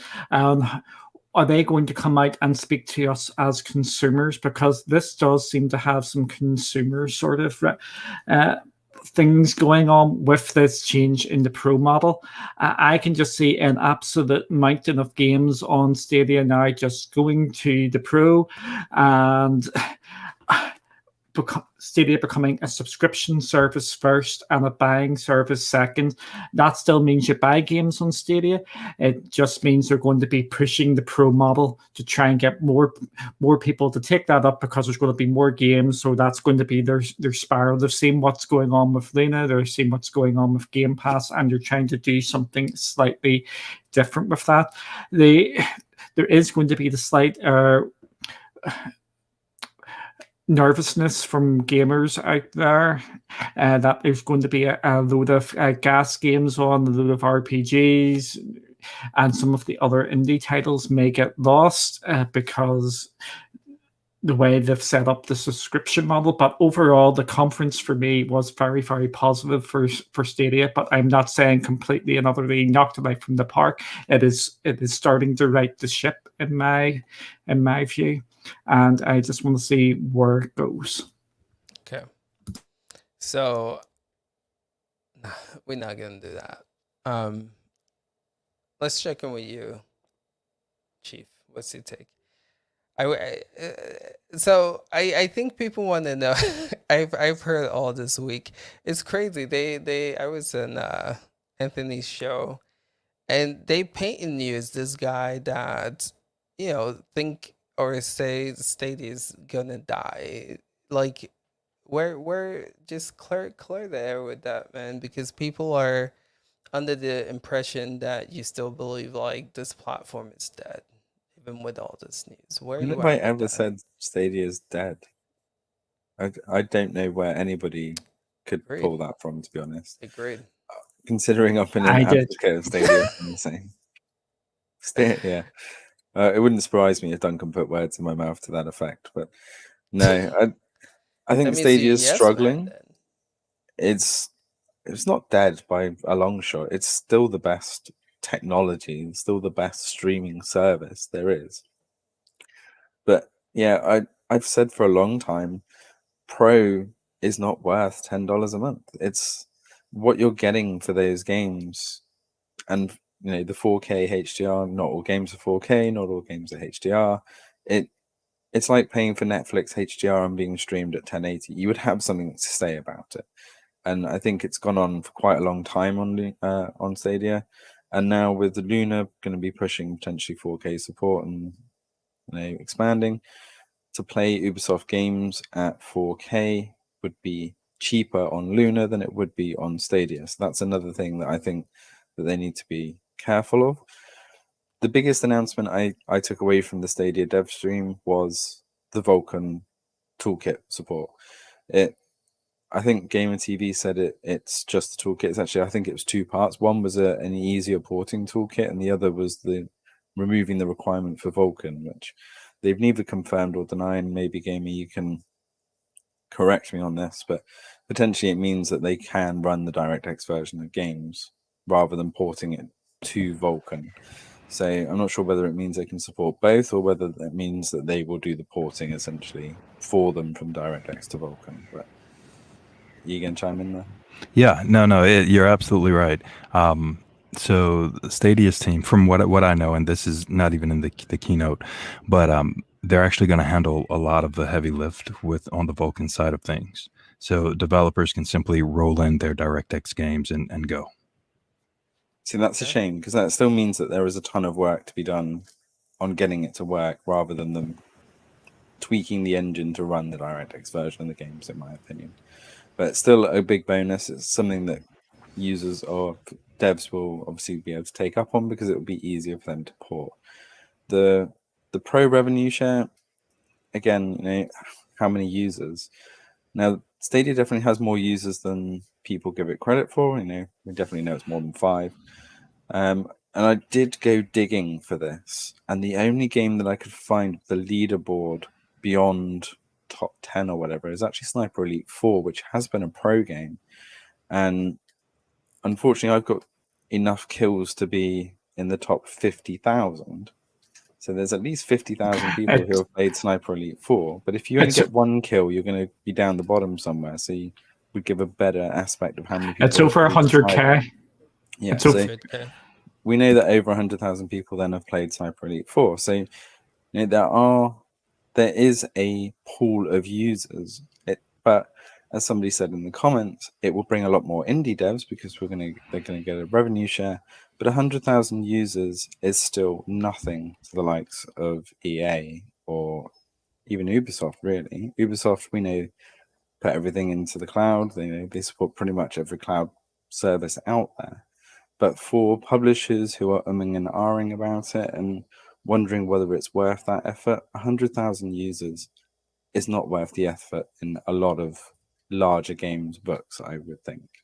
So it'll be very interesting to see if Luna does manage to get those over Stadia, and that's why Stadia has to throw £10 million at publishers to actually get those games over. So it's a wait and see. I don't want Stadia to go. I just want them to get better games and more of them, because it's still the best streaming technology. It hands down is. Even their 1080 upscaling is just far superior to anything any other client can do on the local upscaling right now. xCloud is a great example of that. If you play them on a 720 or 1080 stream, hardly any difference at all.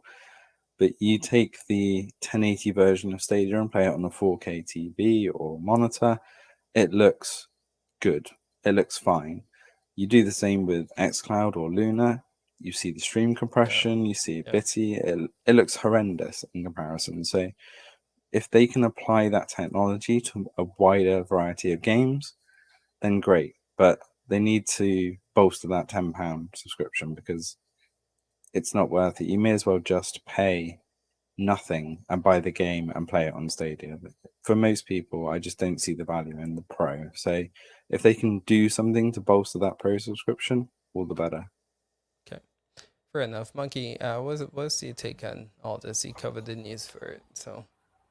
Yeah, no, it's moves I think needed to be made. I think Stadia, I don't think they're panicking or anything like that. Like we were talking about, two ends of the extreme, but those websites and articles have to sell themselves one way or another for your attention. All the news is good. They're pushing forward. They quite clearly want to have more games. My only concern with the sheer benefits based on an engagement basis is that a small indie company want to get a big share of that isn't going to be too inclined, in my opinion. I think that's designed for a live service game where players are going to consistently play daily because there's daily tasks, there's daily rewards, etc. for signing in. I think that's going to benefit those types of games more than, say, a small indie company has written a great little action adventure that's a playthrough of 10, 20 hours.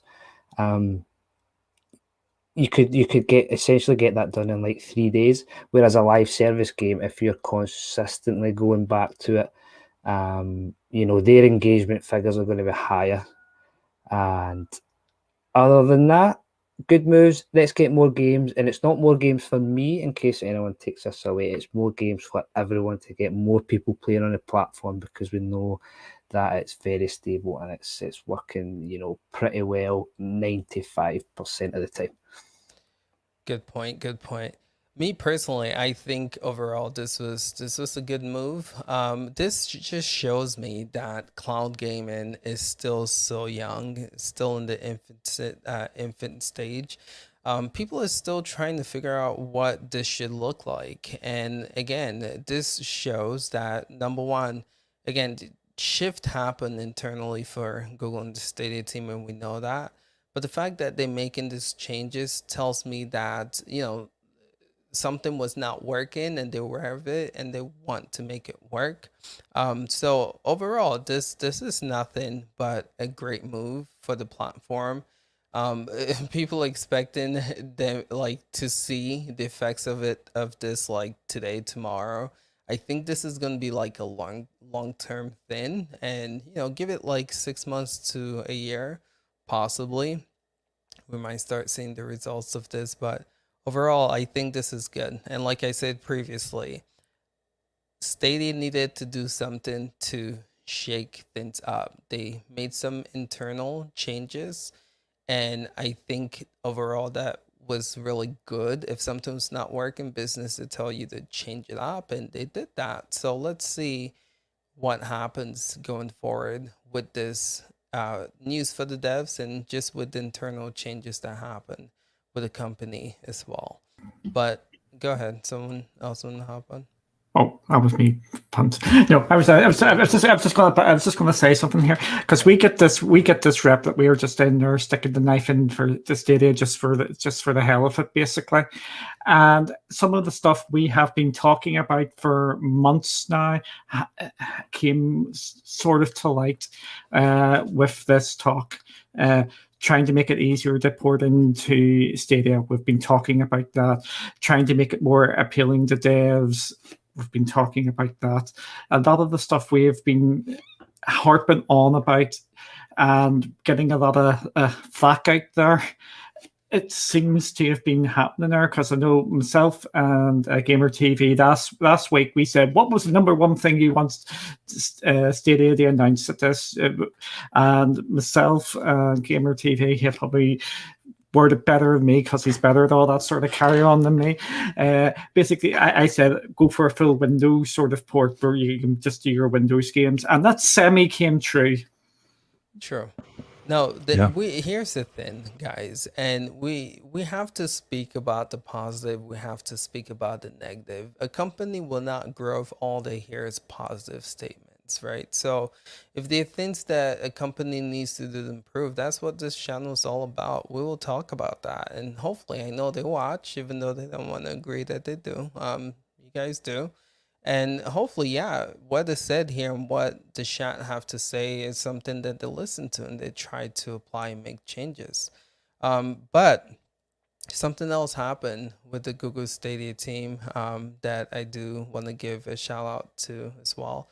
Number one, we're getting FIFA 22. We know that, right? And it's the next gen version of the game. I know some people want to say resolution wise, it might not hit it, but overall, this is good. So now we have Madden, we have FIFA, we've got Star Wars, we've got the older version of Madden and FIFA. So those are the 5 games I'm assuming that they signed the contract for. It's all great news. But my thing is, I think they need to sign another contract, man, because I would love to see Battlefield 5 on this platform and these other EA games. I know the devs already said the platforms that are coming are it, But I would love to see them make another deal with EA to get more EA games on here. Mass Effect would be a great addition. We were talking about games earlier to the platform, but I'm just gonna open. What are you pointing at? Okay, go ahead, Chief. First of all, correction. Battlefield 2042. Battlefield 5 is already out. I'm sorry. Although that would still True. be a great Thank addition. you. 2042 There would be there even would better. be. I was Yeah. waiting for somebody to speak up on that one. Oh man, yeah. One of the last points I wanted to mention that I kind of neglected to say about was the whole thing with the affiliate program that they released. You know, not just the pro revenue share. They also did a pro affiliate program for devs where they would get a portion for every £500 worth of revenue that they linked to in their own marketing, which I don't want to say too much about Stadia's marketing, but this seems like the worst thing to do. Hey, market your own game to be played on our platform and we'll give you some money for it. It seemed like a bit of a really strange way.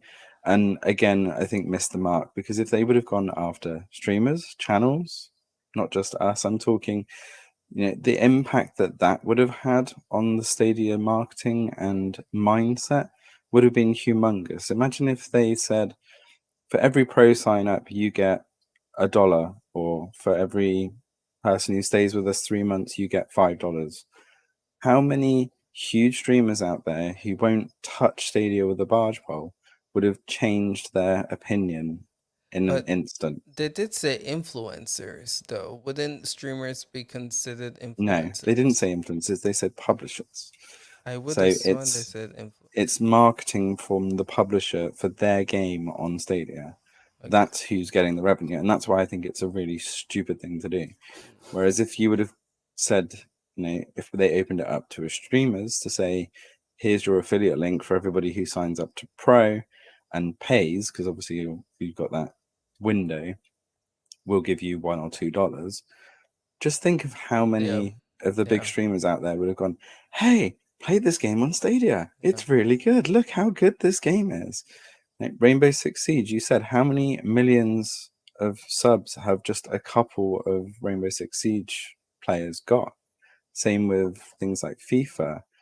They've got huge player bases of these games that are already on Stadia, and they're not tapping into those audiences. So it would have been great to have seen a better affiliate program for those type of things, because I think that would have had much bigger impact on the way people view the platform, because YouTubers are greedy.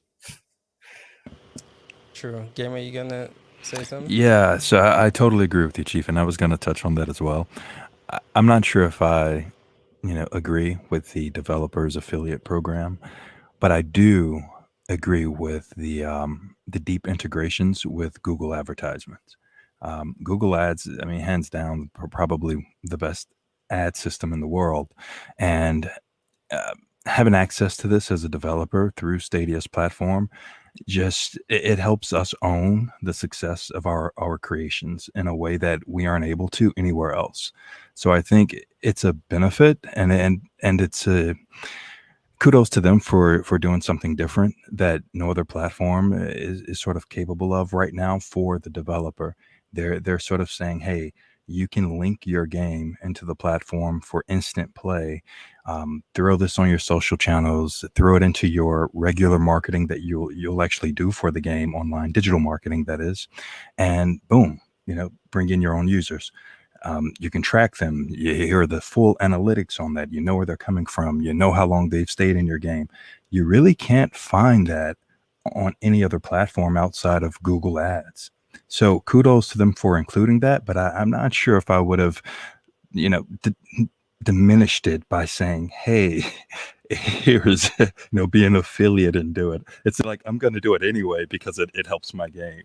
The little money you're talking about giving me for bringing people to your platform, that's too much. That's a little too much for me. Go ahead, Ace, Chris. I was going to say, do we have time where I can just add one quick thing? Yeah, go for it. I wanted to just circle back to what we were talking about a few minutes ago about, because I think Gamer set it up, so I was just going to segue. I think this is exactly why you have to really take a slow approach to this whole, again, positive announcement. I think smart move to put all the chips in the middle of the table. It shows the commitment level from them. You can't question that. But to immediately assume that these trajectories that they've now set are going to be successful, I think is very hard to say one way or the other. And I think one thing, and I want to say this very carefully, because I'm not judging anybody that's had a adverse opinion about Stadia, and I don't want to get into who has said something about Stadia negatively or not negatively, like as far as like media and stuff. But what I'm getting at is that the platform, factually has had a lot of negativity around it, right? So the real question is does these moves, these chess moves that they've done, are they enough to get them out of that place? And again, I don't think it's fair to say yes, it will, or no, it won't. You really just have to take a step back and see, one, how do developers react to this? Do they believe that financially it makes sense? And two, are the players, when we start seeing some more, what I would call maybe the lower level games come in, like a Rogue Company, if that were to happen, or that would be great. Something like that's going to start then getting the mindset shifted towards some of the other devs, where they go, okay, well, now we're starting to see an increase in the player base. Maybe it makes sense now for us financially. So those are the things you got to start watching, is over time how all those things unfold. I think you hit it right on. I've always said, like, where are these little games, right? The Valheims, the Rogue Companies. And again, if porting was an issue, hopefully that's, cleared with this announcement. If, they're concerned about making money from making games on the platform, hopefully that's been cleared. I think, like Chase was saying, a good indication, we'll see if this is successful, is we start seeing these other, little games making their way to the platform, for sure. All right, so for the sake of time, let's move to Steam Deck. I'm just gonna open it up. Originally, when I saw this announcement, I was like, I'm not touching this. No way. 720p. So I got the GPD WinMax, and I was really hyped up for that, and I got it, and the 720p screen pushed me away from it. I was like, what the hell? I'm paying almost $1,000 for this, and they stuck at 720p. I didn't like that, right? So then I went back to my Switch, playing it. I was like, the 720p screen is not too bad, even though, again, it's smaller than the GPD. But that got me, again, I saw the 720, it's like, nah, I'm not getting it. And my thing is, the screen, if the Switch is good enough, again, Switch is coming out with an OLED, still 720p. This might not be too bad. When it comes to like the internals, again, it has a trackpad. I want to test it out, see how accurate that's going to be for first-person shooters. Imagine like playing Rainbow Six. An advantage that we complain about is like PC plays versus Stadia plays. They have mouse and keyboard. So if you can navigate quickly with that touch pad, right, that's an advantage. So I think overall, this can potentially be the ultimate cloud gaming platform.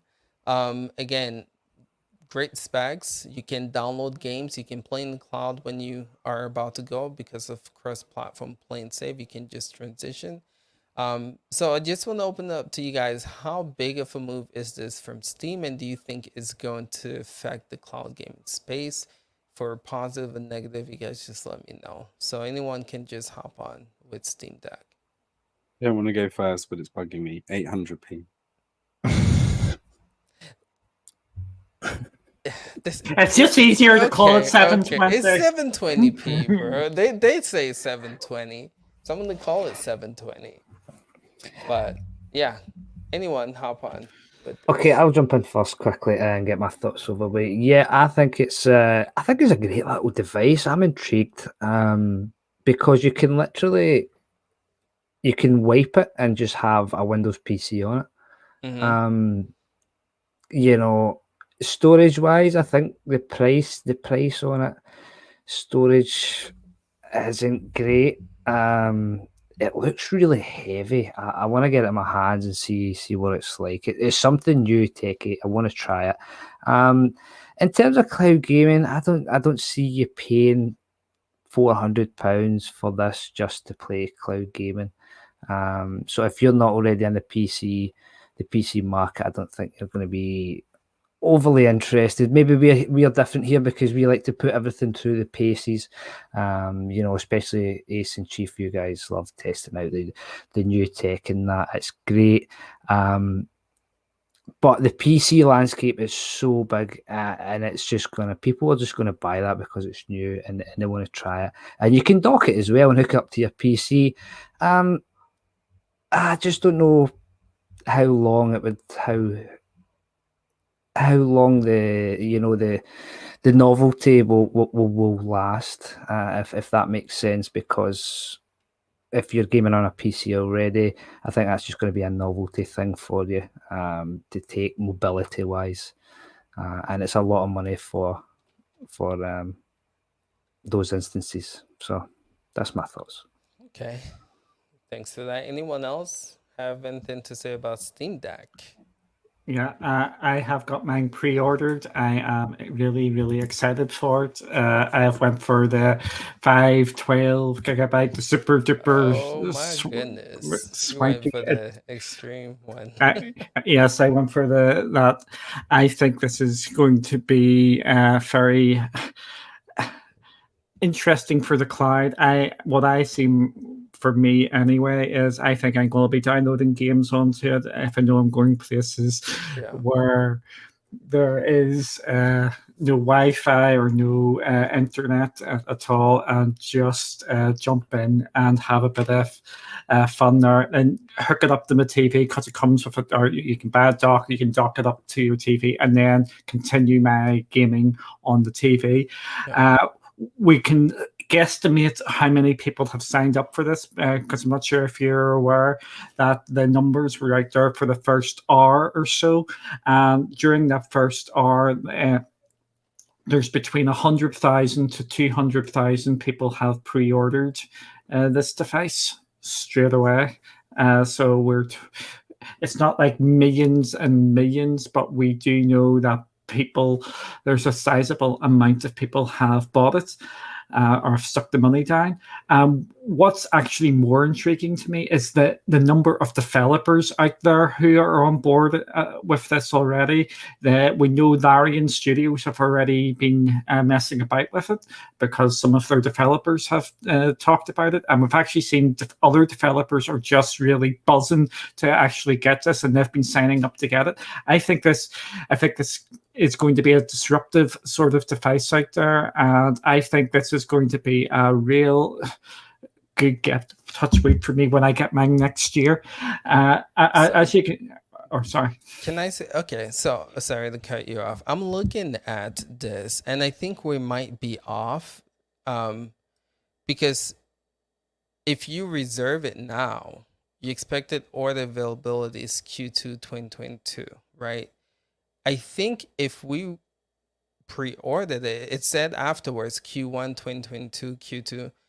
I think if you reserved it when it went live originally, we will get this in launch when it launches in December. Yeah, if you log in under yours, under your name, mine's down as expected delivery Q1 2022. I haven't seen many people actually getting December. So it is. I think it might be like a safe, but I think we still might get ours December because it says shipping anyway. Just wanna, and it's definitely worth looking at there. If you go to the one beside it, the 512, it's now Q3, yes. So this device is pretty popular out there, and I'm welcoming this because I'm just really looking forward to actually messing about with it. Yeah, true. I agree. I like what you said about like downloading games. That's how I plan on using it, to play in the cloud. But if I'm going somewhere, if I'm traveling, just like the Switch, right? You can play it without Wi-Fi. So again, good stuff. But someone else was going to say something.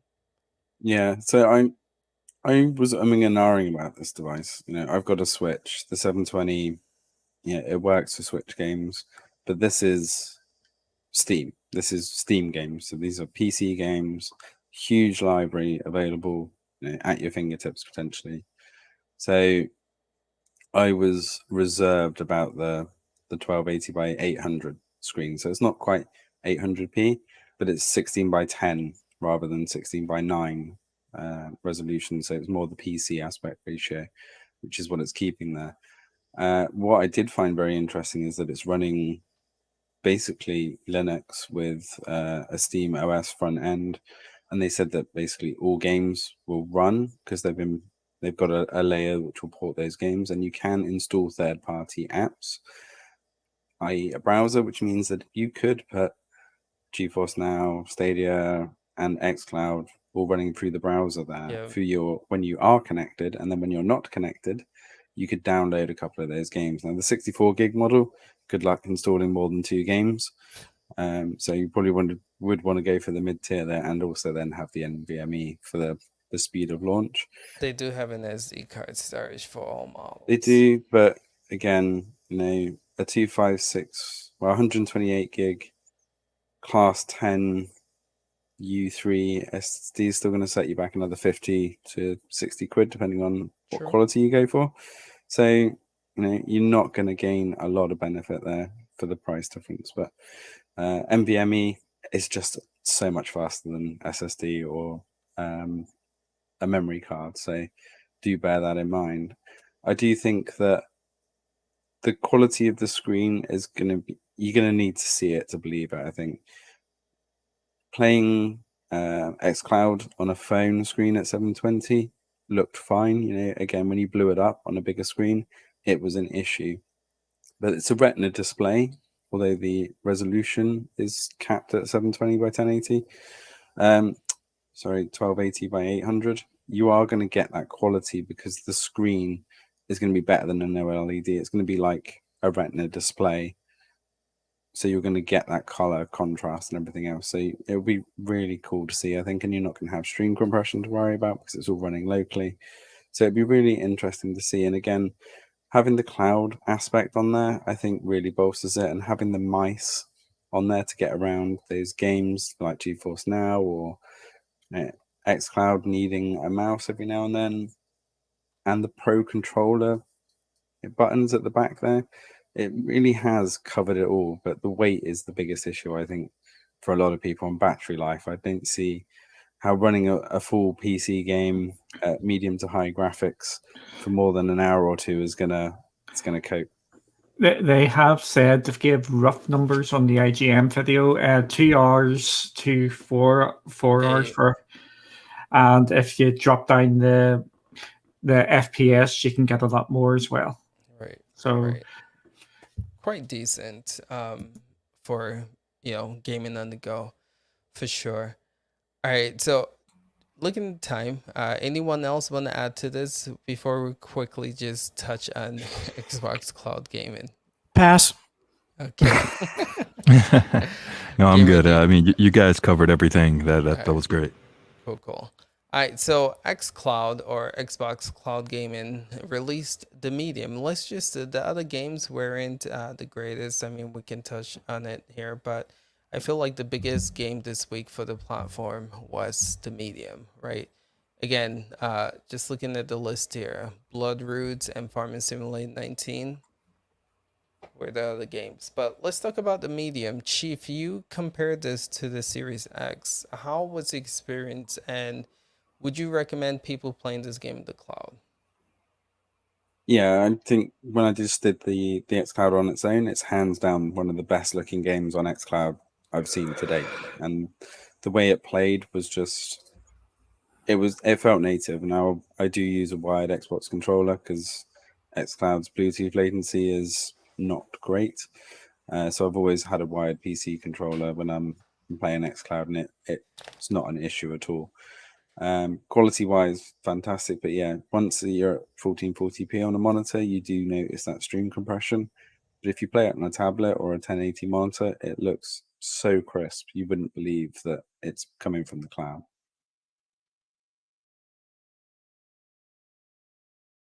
Yeah, you're muted. So. Yeah, keep going, Chief, or someone else take over. I know Gaming TV was go ahead. In awe over the quality of this. Oh yeah, I absolutely loved it, man. I played it locally on Series X, had a great time with it, and I had high expectations for xCloud actually, and it didn't let me down. We have to always, keep these buckets in mind, local and cloud. my expectations are totally different between the two. I always look at local as my tour de force experience when I really want that, what the devs were after. That's where I'm going to play. If it's that type of game, I have to try it locally. Cloud is always a supplemental thing for me at this point, where I expect it to perform well. I expect it to look good, but I don't expect local level quality. So I'm not disappointed at all. I think it's probably the best game on xCloud right now, or Xbox game streaming, cloud streaming. I love it. Having a great time with it, and performance-wise, it's phenomenal. I didn't drop a single frame, and if I did, I didn't notice it. Didn't feel any latency. But as Chief said, the fidelity of it has to improve overall.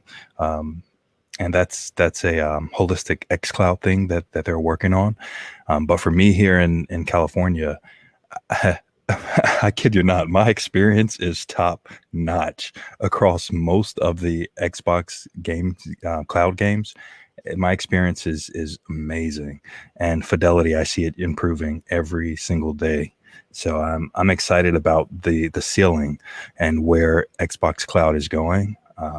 We know the library's there, and the only thing they have to clean up is to roll out my experience to the rest of the world. Agreed. Sorry about earlier. The wife was trying to talk, but I do see improvements. I was playing Gears the other day. I tried the medium, and on my phone it works great again. 2K display. Uh, it ran pretty well. I was using the Razer Kishi, ran well. But then when I tried to play it on my TV, maybe because Xbox Cloud Gaming is not officially supported, I'm sorry, my TV, it just didn't play too well, right? But I'm noticing there was this like blurry or grainy look that Gears of War 5 had when I tested when it went live with the Series X Blade, and it's not there anymore. And I'm noticing some games, the grain look is gone. So it shows or tells me that they are still working on it. But yeah, I mean, if you're playing on your phone, it runs well, I think. But yeah, that's just my overall take on it. It's interesting you said that, because Marchief was saying that the Bluetooth latency on xCloud is not great, but for me, it's actually the opposite. It's the better way to play. Wired is not great. And I think this is a testament to where cloud is not definitive for any of these services for everybody. It doesn't, one experience is not the test case for everybody. And, I kind of had to take a step back, recently, again, just being reminded by one of my friends that, he has internet where he has a 10 megabit connection and satellite internet's the only option that lives around me. And I have, I would say, fairly decent internet with 80 megs. And the conditions, you have network, you have the router, you have the distance and the ping from the server. There's so many variables where it's never the same experience for every single person. And even for me with 80 megabytes, if my wife is doing, some work and it draws down that 80, it could cause all the services I play on Luna, Xbox, and Stadia all have the same problem. It'll start to have those hiccups. So, what's the terminology? It's a user case may vary, right? Or results may vary. So that's just the reality, I think. True. All right, fellas. Anyone else want to add to that? If not, let's wrap this up. We're over time. I just want to round off what Chase is saying there. So one thing that we really want to press home with all these cloud services, it doesn't matter how good your internet speed is, latency is the key, and frames dropped, as Gamer TV said. So you could have a 250 meg connection, but if your latency is 50 milliseconds, it's going to run like rubbish. It really depends on those hops between your controller, your device, your router, your internet, then going out to all these other services. So just because you've got a terabyte download doesn't mean you're going to have a great experience. True. Thanks for the wise words, sir. But let's wrap this up. Guys, appreciate you guys watching. This was a lot of fun. Again, this is going to be in audio format right after this. Check out Anchor and Spotify, wherever you guys listen to podcasts. but just want to give the members a chance to let people know where they can find them and what they do. So Chase, sir, good to have you on here, man. I appreciate the last minute drop in, man. Again, your family here, but tell people what you do and where they can find you, sir. Yeah, so I do my primary show is on Saturday mornings at 10 a.m. Eastern Standard Time. It's called Saturday Morning Coffee Talk, and it's the Gaming Advocate YouTube channel, and it's focused on talking about subjects in gaming and cloud gaming from the business and the marketing perspective. But it's consumer advocacy. It's where the listeners and the viewers, their voice is what matters. They drive the conversation. It's a space designed for them to be able to voice what they believe, whether it's good or bad about a product from their purchasing decision, and that should be, valued and honored. So that's the space that's created. And then actually tonight, it's funny, I do a separate podcast, Days. I don't know if you know about this one. We haven't talked about it, but it's called The Gaming Advocate and Friends. And it's the one area where I actually talk about my use case pretty heavily. And I have a couple other people that stop by from time to time, and we just talk about games and pop culture and the Marvel Cinematic Universe, which we're going to be talking about Loki tonight. So those of you that haven't checked out that podcast, look it up over on Google Podcasts. It's called The Gaming Advocate and Friends. That episode will go live tonight around midnight. You're a busy man, dude. Bro, when you hit me up, I was like, can I do it? And I was like, yeah, I can make it happen. Thank you, man. Thank you. Appreciate that. How about you, Duncan? What do you do, sir, and where can people find you? If people really want to find me, I'm at Cloudy with Games. We've got things planned over the next week or so. Touchwood, our new website will be out next week, which is going to be pretty cool. Just watch everybody here because everybody is class. And just to echo what Chase and Marchief was saying, everybody experience in cloud is different. So if someone is saying X platform is running better for them, the chances are it is. So just bear that in mind. True. Gamer TV, sir, what do you do? Where can people find you? Yeah, quick little comparisons and little speed runs and first looks at games here and there. GMR TV Plus is the YouTube, and same for Twitter. Awesome. Good stuff, man. If you guys haven't checked them out yet. Monkey, do you want to plug anything? Just hit that like button, guys. It really helps everyone out. Make sure you're following everyone here, and you can look forward to the week's cloud gaming recap coming up probably tomorrow afternoon, evening, because I've been busy this weekend.